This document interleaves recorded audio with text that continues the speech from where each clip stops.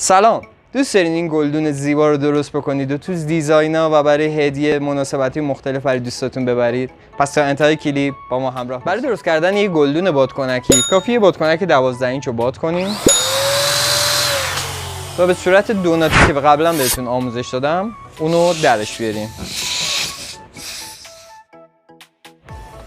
مرحله بعدی درست کردن گله که اونم تو آموزشی قبلی بهتون نشون دادم. حالا ساقش رو درست میکنیم.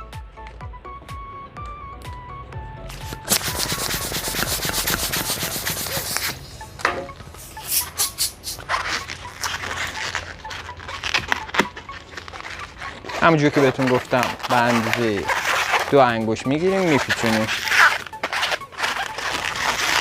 از داخلش رد میکنیم و بین این کار میندازیم.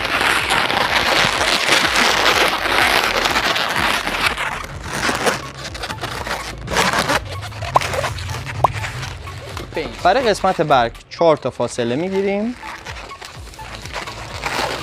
و اندازه 4 تا میپیچونیم. ببینید 4 تا که گرفتیم یه 4 تای دیگه میپیچونیم.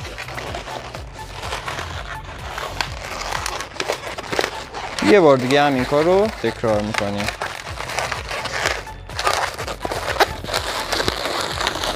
به همین زیبایی. حالا بعدی بعد از اینکه این کار رو درست کردیم کافیه اینو روی این قسمت بذاریم و این قسمت از قبل یه ماری داشته، اون ماری رو به کار فیکسش کنیم،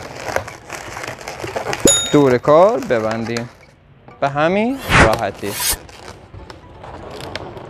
کار ما همینجا تموم نمیشه. یه بادکنک مرواریدی درست میکنیم و دور این قسمت میپیچونیم.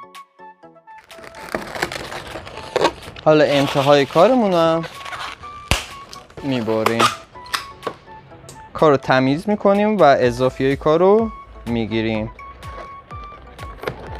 اگر جاییش هم مرواریدی باز شد راحت مرواریدی رو درست کنید. حالا با چسب بادکنک مرواریدی رو به کار فیکسش کنیم.